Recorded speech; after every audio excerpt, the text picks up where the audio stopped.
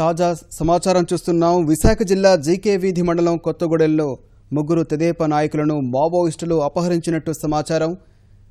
విశాఖ జిల్లా జీకే వీధి మండలం కొత్తగూడెంలో తెదేపా నాయకులు అపహరణకు గురైనట్టు సమాచారం అందుతుంది. మండల తెదేపా అధ్యక్షుడు మామిడి బాలయ్య పడాల్, తెదేపా నాయకులు మహేష్, బాలయ్యలను మావోయిస్టులు అపహరించినట్టు సమాచారం అందుతుంది. దీనికి సంబంధించి సమాచారాన్ని మా ప్రతినిధి నాగేశ్వరరావు నుండి తెలుసుకుందాం. నాగేశ్వరరావు, చెప్పండి, ఈ అపహరణకు సంబంధించి మీ దగ్గర ఉన్న తాజా సమాచారం ఏంటి?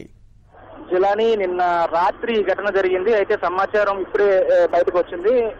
విశాఖ ఏజెన్సీలోని జీకే వీధి మండలం కొత్తగూడ పంచాయతీ పరిధిలోని గ్రామాల్లో వరుసగా ఈ ఘటనలు జరిగాయి. ఈ జిల్లాకు సంబంధించినటువంటి టీడీపీ నాయకులను ముగ్గురు నాయకుల్ని మావోయిస్టులు నిన్న సాయంత్రం రాత్రి తర్వాత అపహరించినట్లుగా సమాచారం అందుతుంది. ప్రధానంగా జీకే వీధి మండల టీడీపీ అధ్యక్షుడు మామిడి బాలయ్య పడాలతో పాటు జిల్లా కార్యవర్గ సభ్యుడు మహేష్, మరో నాయకుడు అదే మండలానికి చెందినటువంటి మరో నాయకుడు బాలయ్య అనే మరో నాయకుడు కూడా ముగ్గురిని మావోయిస్టులు నిన్న అపహరించారు. అయితే విశాఖ ఏజెన్సీకి సంబంధించినటువంటి తూర్పు డివిజన్ కమిటీకి సంబంధించిన వారే ఈ ఘటనకు పాల్పడి ఉంటారనే సమాచారం ఉంది.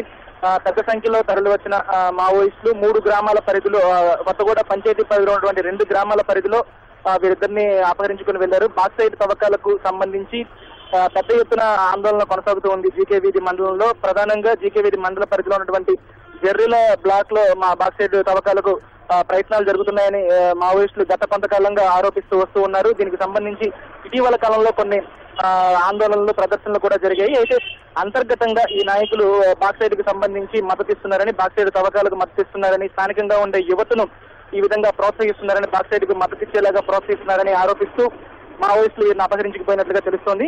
కొన్ని రోజుల క్రితం కూడా, 20 రోజుల క్రితం ముంచింగిపుట్టు మండలంలో కూడా ఇద్దరు నేతలను మావోయిస్టులు అపహరించి అందులో ఒకరిని వదిలిపెట్టారు. ఈ ఘటన గురించి ఇంతవరకు పోలీసులకు ఇప్పుడిప్పుడే సమాచారం అందుతూ ఉంది.